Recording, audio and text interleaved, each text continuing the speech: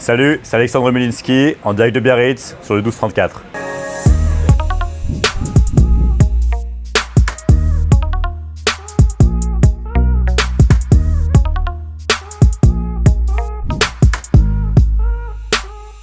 Salut les amis et bienvenue dans un nouvel épisode du 1234. Cette fois-ci, on est à Biarritz avec Alex, un bon pote à moi que j'avais rencontré à Los Angeles. Alex, il est de 97, il a créé une marque de streetwear qui s'est développée à l'international en quelques années. Aujourd'hui, c'est son portrait et vous êtes dans le 1234. Du coup Alex, c'est un plaisir de t'avoir aujourd'hui avec nous dans le 1234. Tu as créé une marque qui s'appelle NASA Season. Est-ce que tu peux nous en parler un petit peu? Yes, pas de problème. C'est une marque que j'ai créée quand j'étais encore au lycée en 2015. J'étais avec des amis, j'étais à l'école bilingue à Paris. Tu avais plein de mecs qui venaient d'Angleterre, qui venaient des États-Unis, un peu dans des quelques coins du monde. Et on s'est dit, vas-y, on a une passion commune pour la mode, une passion commune pour la musique en général. On a commencé avec des soirées, on louait des boîtes à Paris, on louait des endroits un peu underground, des sous-sols de magasins Nike à Châtelet, etc. Et les soirées se passaient très bien, entre 500 et 1000 personnes. Et en parallèle de ça, j'ai nourri un intérêt, une passion pour le streetwear en étant sur Tumblr, Instagram, en followant des gens comme Virgil Abloh qui commençaient à devenir assez gros dans la scène streetwear / mode dans le monde. On est en quelle année là? Là, on est en 2014. D'accord. Je suis en première, donc c'est un an avant vraiment que la marque commence. Et donc, en parallèle des soirées, il y a cette passion qui nourrit pour le streetwear. Et en 2015, je me dis, vas-y, on va essayer, on va faire des casquettes. Et je trouvais que les casquettes étaient assez stratégiques dans le sens où tu as tellement de t-shirts, tu as tellement de marques qui font des t-shirts, mais pas beaucoup qui font des casquettes. Donc on lance ce produit avec la phrase I came to break hearts. Et de là, mon but numéro 1, c'était de vendre chez Colette, qui était un magasin hyper cool, qui était né en 97 comme moi, en mars 97. Donc le magasin avait 2 mois de moins que moi. Et là, je vois la directrice dans le magasin. Je lui dis un jour, est-ce que vous pouvez me donner 5 minutes, je vous présente le produit. Je lui fais, écoute, pourquoi pas, on va en bas. Et là, je lui présente les produits, la casquette, très très simple. Elle me dit, ok, ça pourrait marcher, pourquoi pas. Et là, elle va aux toilettes, elle me dit, ok, mais pour que je te passe une commande, il faut qu'il y ait une vraie collection. Il faut qu'il y ait au moins 5 produits. Elle va aux toilettes, je prends une petite serviette. Je lui note 4 autres phrases, Almost Famous, No Pictures, Boys Don't Cry, qui sont devenus nos best-sellers depuis toujours maintenant. Elle revient aux toilettes, elle me fait ok, la commande, elle me fait x20, x20, x20, x20. Donc on avait en tout une commande de 100 casquettes. Okay. Je vais à Châtelet après, fichier de broderie. On lui livre la semaine prochaine, la semaine d'après. Et là, en moins d'une semaine, tout part, les 100 casquettes partent. Et après, on a bossé avec eux on a bossé chez Colette pendant 2 ans et demi jusqu'à que ça ferme. Fin 2017, c'était une très très bonne aventure. Ça m'a permis de développer la marque, de la faire connaître à l'international et c'était une très très bonne expérience. C'est génial. Pour ceux qui ne situent pas Colette, c'est le magasin de streetwear peut-être le plus famous au monde. C'est un magasin qui est petit mais dans lequel tous les plus grands se rejoignent pour partager leur passion autour du streetwear, mais aussi d'un côté plus lifestyle. Et Colette, c'est une référence internationale. Ça a fermé récemment. Exactement, malheureusement. Tu étais à la fermeture? Ouais, j'y étais, c'était très très beau. C'était assez émouvant et c'était une histoire assez familiale, tu vois. C'était sa fille et la mère qui avaient créé... Sarah Delman et sa mère qui s'appelle Colette, qui ont créé le magasin en 97 et ils partaient plus ou moins de rien. Ils ont réussi à faire quelque chose d'incroyable, ils ont réussi à se forger une réputation dans la mode comme personne n'a pu le faire auparavant. Et oui, parce qu'il y a tout le temps des personnalités assez célèbres qui gravitaient autour de ce shop en fait. Exactement, et ce qui est assez drôle, c'est que tu avais ces deux femmes qui sont très françaises, cheveux courts, habillées tout le temps en jupe, qui amenaient Drake, Kanye West, Tyler the Creator, donc des rappeurs américains et autres, Skepta pour l'Angleterre, et tu avais une espèce d'écosystème de gens très cool de la mode du streetwear qui venaient comme presque dans un temple chez Colette découvrir ce qu'il y avait de nouveau dans la mode. Mais tu parlais à l'instant de personnalités américaines, j'en profite pour rebondir. Aujourd'hui, toi, ta marque, elle est développée à l'international. Comment ça s'est passé à ce niveau-là pour que tu arrives à internationaliser ton business et que tu parviennes à vendre des casquettes à Beyoncé et aux plus grandes stars internationales comme Jaden Smith, tout ça? Ouais, ça c'est aussi grâce à Colette beaucoup. Et c'est grâce à l'influence qu'avait le magasin sur les célébrités qui venaient à Paris souvent pendant la Fashion Week. Et notre première grosse célébrité, c'était Rihanna, qui nous a vraiment fait décoller très clairement en 2015 aussi. Parce qu'elle a fait un riposte ou elle n'a pas fait de riposte, mais elle avait été prise en photo par des paparazzi en sortant d'un concert de The Weeknd. Elle sortait à l'époque avec Travis Scott et du coup, tu avais plein de photos en très bonne qualité. Avec la casquette. Avec la casquette, qui était une énorme pub, c'était comme un lookbook pour nous à l'époque. Et elle l'a eu chez Colette apparemment. Et il me semble qu'il y a aussi ça a une dans Vogue avec cette casquette en l'occurrence. Ouais.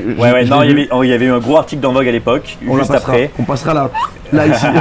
Ouais, c'était cool et tu vois, et du coup, je crois Vogue avait dit à l'époque que j'étais le plus jeune designer, tu vois, mentionné dans Vogue, tu vois, ce qui était super cool, mais je me considérais pas et je me considère toujours pas aujourd'hui comme un designer. Pour moi, la marque, c'était plus un projet entrepreneurial qui me faisait vachement kiffer en tant que lycéen et qui me fait toujours kiffer aujourd'hui. Mais c'était cool d'avoir un magazine comme Vogue hyper légitime du coup dans cette industrie qui parle de la marque. Et tu parles d'un magazine comme Vogue et j'en profite aussi à nouveau pour rebondir. J'ai vu bien sûr Forbes qui avait édité un article sur toi. Ouais. Comment ça s'est passé ça aussi? Ouais, c'était drôle. En gros, j'avais reçu ça, c'était un email que j'avais reçu il y a 1 an et demi. Ils m'ont dit on a ce classement qui s'appelle Forbes 30 Under 30 qui en gros pointe du doigt sur un classement les 30 personnalités les plus intéressantes, je dirais, en dessous de 30 ans chaque année. Bien sûr. Et du coup, ils m'ont dit, vas-y, remplis ce questionnaire et tu as peut-être une chance sur 3 d'être dedans. Donc, je crois qu'il y avait peut-être 90 personnes sélectionnées pour 30 à la fin. Et ouais, finalement, j'étais dans les 30. Génial. Dans les 30. Et oui, c'est cool. C'est pas. Ça veut rien dire en soi parce que tu as des mecs, tu te demandes ce qu'ils foutent là ou pas et parfois ça a du sens.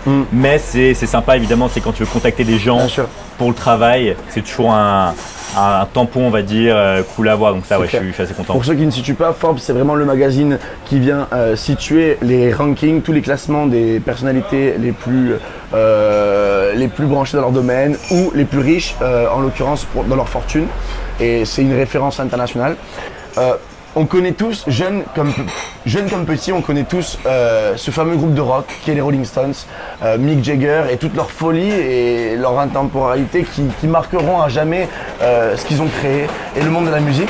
Aujourd'hui, toi, Alex, tu as réussi à collaborer avec eux sur une sorte de collab. Est-ce que tu peux nous en parler? Ouais, ça c'était vraiment cool. C'est un des projets sur lesquels je suis le plus content toujours aujourd'hui.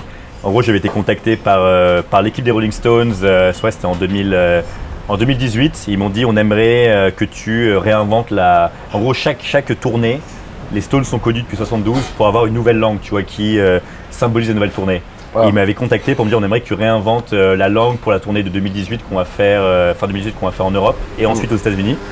Je leur ai fait évidemment pas de problème, c'est avec plaisir que je le fais. Ah bah ouais. Et en parallèle de ça, c'est assez drôle, en coïncidence, je rencontre à New York un des fils de Mick Jagger, Lucas, qui est maintenant un de mes meilleurs amis, Lucas Jagger. Et en gros, on a quasiment co-designé la langue ensemble et toutes les pièces qui ont été ensuite vendues dans les stades pendant toute la tournée. Donc c'est une amitié qui s'est créée. Parce qu'ils ont fait une tournée en fait Exactement, musicale. Ils ont fait une grosse tournée en 2018 qui s'appelait le No Filter Tour en Europe. Ensuite en 2019, la dernière aux États-Unis. Et là en 2020, mais ça a été annulé à cause de la pandémie, ils devaient en faire encore une aux États-Unis pour compléter la tournée de la dernière, qui va du coup être décalée l'année prochaine. Et du coup, j'ai fait 2 collabs d'affilée en 2018 et 2019 où j'ai fait en gros une dizaine de pièces à chaque fois pour eux vendues dans les concerts. Donc tu sais, dans des stades de 100 000 personnes, 50 000 personnes, 100 000 personnes, ce sont des grands stades de NFL où se jouent les compétitions de football américain aux États-Unis et en France plutôt football. Et ouais, c'était génial, du coup j'ai pu les rencontrer, ce qui pour moi était un rêve de gosse. Mes parents étaient fans des Stones, sont fans des Stones, je suis fan des Stones. Et ouais, c'est un groupe comme tu as dit intemporel qui a marqué l'histoire et d'avoir une petite influence sur leur legacy de design, c'est super cool. Tu vois, pour un jeune comme moi, c'est génial. Et ça m'a permis aussi après de bosser avec Paul McCartney l'année d'après, qui aussi évidemment est iconic, et aussi Arctic Monkeys, Lil Wayne pour son dernier album Carter 5. Et du coup, tu as fait des collabs avec ces gens-là? Ouais, c'est des collaborations que je signe à mon nom perso, Bilinski. Et en gros, c'est plus ou moins de la DA, c'est une collab / de la DA. Et d'ailleurs, j'ai créé du coup, vu qu'on a enchaîné les collaborations dans les dernières années, j'ai créé un studio, Bilinski Studio, qui spécifiquement s'occupe de toutes ces collaborations avec les artistes. Là, j'ai signé une collaboration avec Future, le rappeur américain, et Elegant & Roses qui devrait sortir fin d'année / début d'année prochaine. Génial. Donc ce qui est très cool. Une tente de voir tout ça. Moi aussi. Et du coup, j'en profite, tu parlais de Milinski, le nom. Aujourd'hui, comment il s'est créé ce Milinski? Du coup, ça vient d'où en fait? Ouais, non, en fait, ça vient de nulle part. C'est juste, j'ai eu le pseudonyme avant la marque elle-même Nana Seasons. D'accord. C'était à l'époque où tu commences à avoir Instagram, on te pose la question, qu'est-ce que tu veux comme nom, mon nom d'utilisateur quand quand tu crées ton compte, et même toi, je crois que tu en as un qui est assez original dans ta catégorie. Et du coup, je me dis, vas-y, Milinski, ça sonne bien. J'étais fan de Brodinski et de Kavinsky à l'époque. Kavinsky, oh là là, Kavinsky, pour tu vas nous le mettre là. Tac. Ah, s'il peut dire ton podcast, c'est cool. Et non, avec Kavinsky, j'adorais le ski à la fin, je trouvais que ça passait très bien. Je me suis dit, Milinski, ça glisse bien, et voilà. Du coup, ça s'est fait comme ça sur un coup de tête, ouais. Je suis dans ma chambre, 17 ans, 16 ans.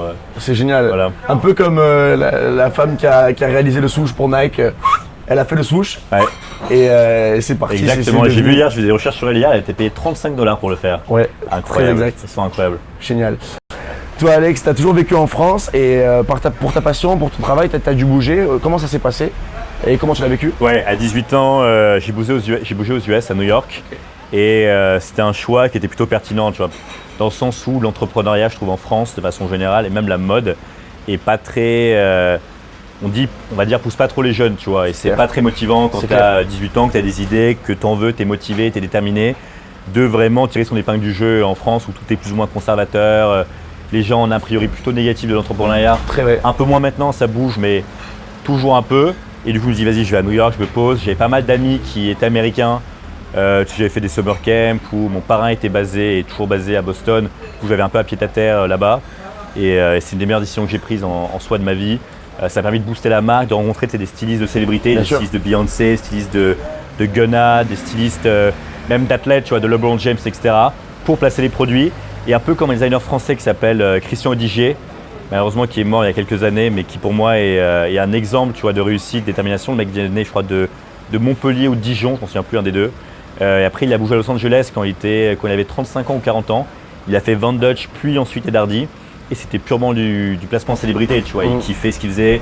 Il faisait des produits relativement simples, mais tu avais Britney Spears, Sylvester Stallone, Mike Tyson qui portait ses produits. Et je voulais un peu une vibe similaire, tu vois, créer vraiment une communauté assez intéressante de célébrités et de cool kids à New York qui traînent dans Soho, etc., qui portent les produits. Et d'avoir une communauté assez forte et qui est vraiment la nature des marques de streetwear. Tu vois, comparé aux marques de mode, comme on peut dire Jacques Mus, qui est une des marques les plus incroyables en ce moment, vraiment dans la mode, qui est vraiment une marque designer, qui fait des robes, qui fait des vrais défilés.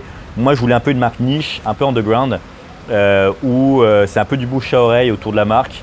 Et oui, tu as Rihanna qui crée une exposure gigantesque sur le produit, mais d'avoir juste, tu vois, de voir dans Soho des kids qui portent les produits, des skaters, etc. Et d'avoir de façon organique une communauté qui se crée. Et c'est ça qui rend la marque vraiment cool, tu vois, surtout pour des gens de notre âge. Toi, tu joues vraiment sur le bouche à oreille, le côté vraiment exclusivité. Et vous ne faites pas de défilé? On fait pas de défilé, on s'est tâté un moment, tu vois, où j'ai eu des micros aspirations de Karl Lagerfeld. Ça s'est vite arrêté. Non, ça c'est trop une galère. Tu vois, le problème, c'est que si tu commences au moins une fois de faire un défilé, tu es obligé ensuite de continuer. Tu peux pas arrêter. Tu sais, ok, je me mets dans ce cycle. Et en fait, tu vois, ce qui est cool, moi, j'ai besoin d'avoir une liberté. Tu vois, je voyage beaucoup. En soi, j'adore la mode, mais j'aime autre chose et j'ai d'autres projets aussi sur le côté qui me font kiffer. Là, je suis en train de bosser sur une marque de glace alcoolisée. Ah, on se développe. Ouais, c'est secret, mais bon, c'est une exclue pour le 1234. Et non, et tu vois, et du coup, le plus la marque est est simplifiée en termes d'exigence et de deadline, le mieux c'est. Tu vois, déjà, si on arrive à envoyer nos commandes à ceux qui commandent, c'est déjà bien. On va pas non plus s'imposer. Et Nana Season, pourquoi Nana Season, le nom? Ah putain, ça malheureusement, j'ai pas d'autres. C'est une des questions que je me pose tous les jours. C'est d'où m'est venu le nom. En fait, ça passe bien. Hein. Je m'en souviens. Ouais, ça passe. En fait, ça passe bien. Ça passe bien à l'écrit, je trouve. Ça passe bien à l'oral. Et en fait, tu sais, c'est le genre de nom, ça veut rien dire. T'as beaucoup de marques comme Dior, Cartier. C'est souvent les noms des mecs qui l'ont créé. Clair. Là, c'est pas du tout mon nom de famille, clairement. Mais je me suis dit, vas-y, c'est un nom unique, ça veut rien dire. C'est parce que ça veut rien dire que du coup, t'as le côté un peu découverte. Qu'est-ce qu'est cette marque Et tu veux chercher un peu le meaning behind it, comme disent les Américains. Et parlons un peu de la structure organisationnelle de l'entreprise. Ouais. Du coup, aujourd'hui, aujourd'hui, tu es associé unique, tu es avec des associés. Ouais, j'ai des associés, donc c'est des potes de lycée. T'en as un qui est parti de l'aventure tout au début. Et limite tant mieux, il était pas très motivé. Et bon, ça aurait été mieux. C'était mieux ça que qu'il reste et qu'ensuite il y ait des tensions. Et ensuite j'ai un autre associé. Et ensuite, mes parents sont très impliqués aussi dans la marque. Surtout, ils m'ont aidé pour tout ce qui est finance au début et toujours maintenant. C'est tout ce qui est compta, les taxes qui commencent à faire un peu d'argent. T'as Rihanna qui porte. Tu dis putain, j'ai les impôts à payer à la fin de l'année. Comment je vais faire? Un peu une galère et gérer un peu et bien gérer l'argent, gérer les fournisseurs et tout. Et après, on a 3 stagiaires. Là, on va en prendre un en alternance qui sont à plein temps. Enfin, à plein temps pendant 6 mois. Tu as des périodes de 6 mois Ça se passe très bien, des mecs de mon âge, 23-24 ans. Un qui vient de Montpellier, les 2 autres de Paris. D'accord. Ça se passe très bien, très bonne ambiance au bureau, des mecs dans la vingtaine. Et au niveau du circuit de production, comment tu fonctionnes? T'es sur la France? On était sur la France, on a fait un petit tour en Chine, on a vu que c'était de la merde. Ok. On est retourné ensuite en France, on a fait Los Angeles un coup, c'était trop une galère à gérer, surtout pour les taxes après d'import. C'est très technique là, c'est la partie technique de l'émission. Ouais. Et ensuite maintenant Portugal. Et on a une super usine, mec qui était né en France, qui est portugais, qui est né en France, mais maintenant qui vit au Portugal. Miguel, un crack. Et il bosse avec Kenzo, Balmain, Balenciaga. Et du coup, ce qui est drôle, c'est que tu vas dans l'usine, tu vois ta chaîne de production, tu as tes trucs Nea Seasons qui sont produits. Et juste à côté, en parallèle, tu as les trucs Off-White, Balenciaga. Génial. Et tu dis qu'en fait, tu as quasiment le même pull qu'eux, sauf que tu le vends 5 fois moins. Et c'est top, on a une qualité géniale, ça se passe bien. On a eu de la chance sur ça. Et tout à l'heure, on a parlé un peu de l'exclusivité en lien avec la commercialisation du produit Nea Season. Ouais. Aujourd'hui, est-ce que tu penses pouvoir comparer ton modèle de vente avec un modèle comme Supreme? Non, pas du tout malheureusement. Et en gros, on a un modèle de cycle, comme beaucoup de marques de mode, où on fait 2 collections par an, unisex, donc hommes-femmes, les 2 confondus. On présente en janvier, en juin nos collections dans les showrooms, au Meurice à Paris, qui est un hôtel rue de Rivoli. On a fait ça 6 fois d'affilée. Et c'est en mode night à chaque fois? De quoi? En mode cocktail Ouais, ça peut être en mode cocktail, ouais, on propose du champagne et des gintos, tu vois. Pour qu'ils passent des plus grosses commandes. Les gintos jamais loin. Pour qu'ils passent, les gintos sont jamais loin, pour qu'ils passent des plus grosses commandes.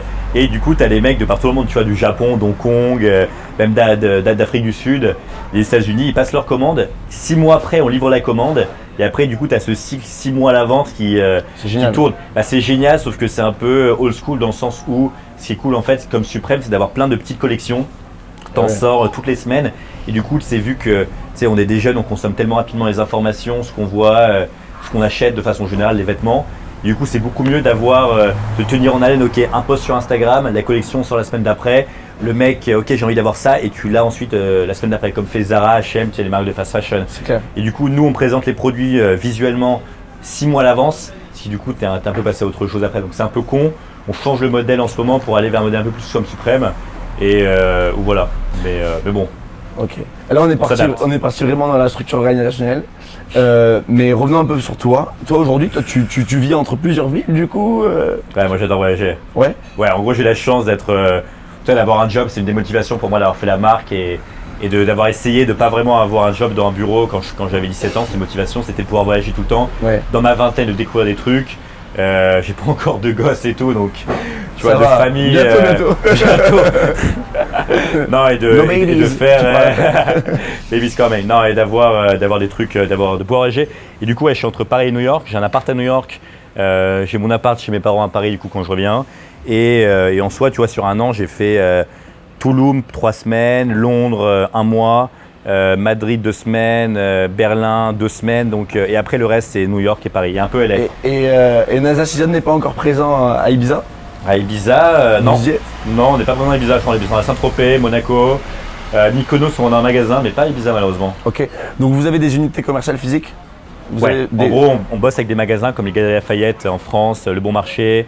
À Londres, pas mal, on vend dans 5 magasins à Londres, Harrods, Selfridges, des gros department stores. Mais en gros, ouais, on a un partenariat avec ces magasins. Voilà, donc on a des corners, c'est l'espèce de truc où tu es calé dans un petit magasin. On met le feu là. Exactement. Du corner, ça. Génial.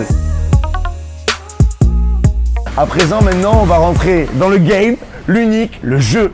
Et c'est parti pour un jeu avec Milinski, on va se régaler. On est sur un univers lifestyle mode et on va voir qui c'est qui va gagner. En jeu, attention, si je gagne, il m'invite au restaurant à Los Angeles. Allez. Et si je perds, c'est l'inverse. C'est parti. Bonne chance à toi, jeune entrepreneur. Louis Vuitton. Zara. Ah putain. Aucune des deux. H&M. H&M. Nike. Yes. Nike, putain. Yes. Putain. 1 point. Par J. Jaguar. Ah non. Je l'avais Jaguar en plus, putain. Allez, point pour toi. J'ai pas.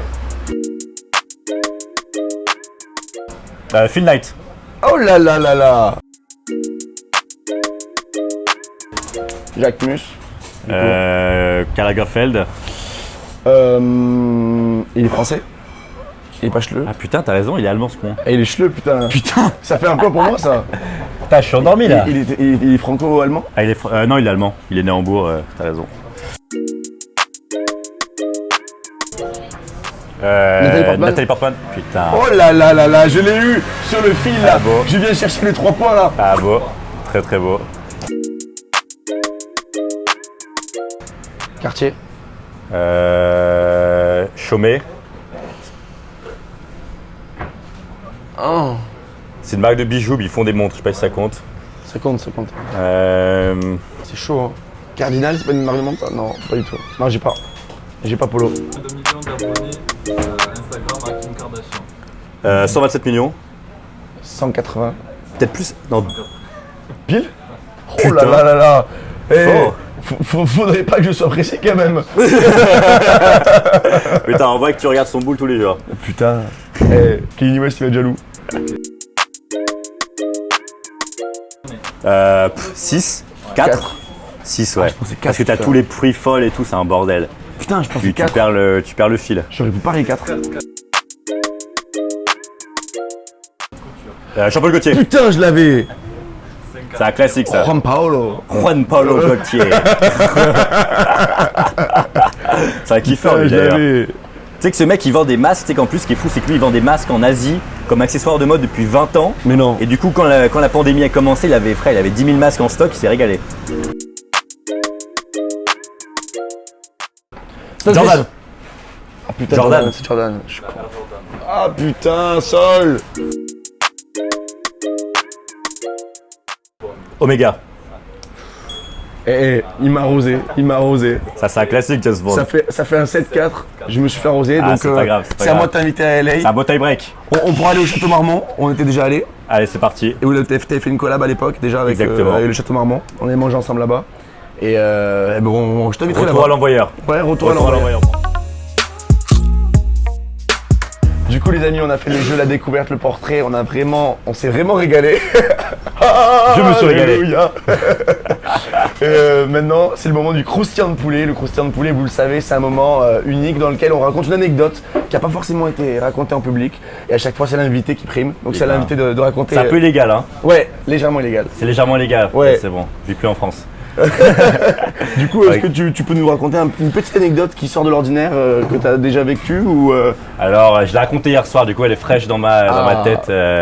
En gros, c'est quand on faisait encore des soirées, quand j'avais 16 ans à l'époque, mes associés avaient 17 ans, ils avaient un an plus que moi. Ok. Et on faisait des grosses soirées, tu vois, à l'époque, et on louait des boîtes comme le Papillon, qui maintenant peut-être n'existe plus à Paris, Titi Twister, Club 119, des boîtes tu vois, de 1500 personnes. On avait fait un gros groupe, un gros événement Facebook, on avait je crois 1200 personnes qui avaient dit qu'ils viendraient, donc toi c'est un gros truc, pré-vente organisée, etc.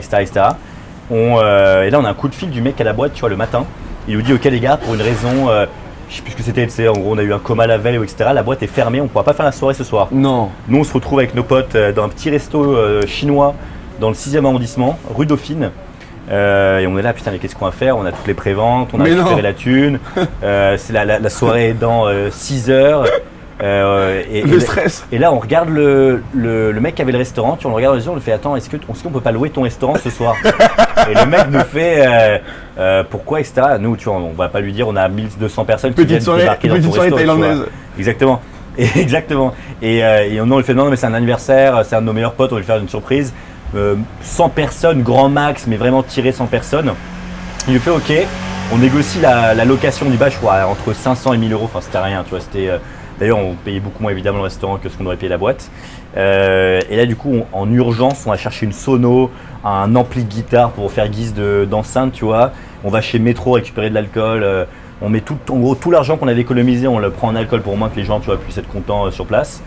Et là, à la nuit tombée, on trouve deux gardes du corps au dernier moment qui se mettent devant l'entrée. T'as la petite entrée du restaurant, on met des rideaux, on custom un peu, boule disco, on rafistole le truc en 2-2. On met toutes les tables et les baguettes chinoises dans la cave, tu vois. On essaie de faire un truc un peu stylé, tamisé et tout. Et là, t'as les gens qui arrivent, tu vois, c'est des meufs hyper bien habillées, la soirée de l'année, tu vois, c'était l'été, elles voulaient être à fond. Les mecs trop déter et tout. Et là, ouais, on se retrouve facilement en 1 heure avec au moins 500 personnes dans la rue qui font la queue. T'as toute la rue Dauphine qui est toute petite, qui est une petite rue, t'es dans le 6ème, tout est petit, c'est les rues un peu médiévales en balle. T'as une queue comme ça, t'as la police qui arrive, qu'est-ce qui se passe et tout. On arrive à gérer le bail. Et là, t'as les gens qui rentrent, on met un rideau, tu vois. Donc t'avais mes potes à l'entrée, mes potes du lycée qui ressemblaient à rien, tu sais, qui avaient 16 ans, en petite chemise blanche, qui faisaient les trucs à l'entrée. Derrière, t'as un rideau, donc les gens ne voyaient pas ce qu'il y avait derrière, sinon ils n'auraient jamais payé le truc devant, pour ceux qui n'avaient pas de prévente. Et là, t'ouvres. T'as une espèce d'ambiance hyper bizarre, chelou. Incroyable. Voilà, j'avais un bon DJ, on avait un bon DJ, un pote à moi qui était un crack. Du coup, au moins la musique était bonne, mais le son lui-même était de qualité assez mauvaise. Et finalement, ça s'est fait. On a rempli le truc, on l'a poussé. T'avais pas de clim, c'était l'été canicule. Ouais. On l'a poussé, je pense, à 500 personnes, 100 personnes dedans. Là. Et t'as même un mec, ça c'est le plus drôle, je pense. T'as un mec qui est arrivé, il venait de Saint-Germain-en-Laye, je me rappellerai toujours, et il nous fait je veux une table. Il savait pas d'ailleurs ce qu'il y avait derrière. Il était avec sa meuf, je crois qu'il voulait vraiment l'impressionner. Tu vois, il était en mode, on va prendre une table, on va prendre un Magnum, c'est quoi les options? On lui balance un menu écrit à la main sur une serviette. Il prend un Magnum de trucs, on remplit, on trouve tout en bas dans la cave une bouteille de Belvédère vide. On la remplit d'eau et de gin périmé et de saké. On lui balance un peu le truc. On trouve les petits trucs de feu d'artifice qui font du feu. On lui accroche avec un élastique. On lui trouve un vieux seau. On lui fout le bail dedans et on lui a mis une table avec une vieille chaise. Aïe aïe aïe. Il était trop content. Oh magnifique. Une très bonne soirée. Et la tranche du patron. Parce que tu lui as promis 100 personnes, t'arrives à ça. La tranche du patron, frérot, je peux te dire qu'il était en train d'agoniser toute la soirée. On était tellement avancé dans la soirée qu'il pouvait pas vraiment. Il avait plus le contrôle. C'était un peu comme Projix. Énorme. Et t'as la police qui arrive à la fin. Il venait me voir, j'avais 16 ans, j'avais une voix frère de Minimoys. Il me fait est-ce que tout le monde a 18 ans ici? On va vérifier les cartes, tu vois, si t'es un mineur. On lui fait bah oui évidemment, tout le monde a 18 ans, pas de problème. Et par miracle, coup de bluff, il se casse, la soirée continue et elle a fini 1 heure après, elle a fini tôt à 2h30 du matin. Mais sain et sauf, les gens avaient plutôt une bonne image de la soirée. En fait c'était tellement nul que c'était assez cool en fait. Énorme anecdote. Très bonne expérience, je m'en souviendrai toujours. Très bonne soirée. Énorme. Milinski, c'était un vrai plaisir et un honneur de t'avoir dans le 34. On s'est régalé. Et du coup, je t'invite au resto à LA. On se voit à Los Angeles. L'an prochain. Exactement. Et on souhaite le meilleur à Nation et à ta création artistique et entrepreneuriale. Bonne chance avec le podcast. Bravo. À très très vite. Allez, salut.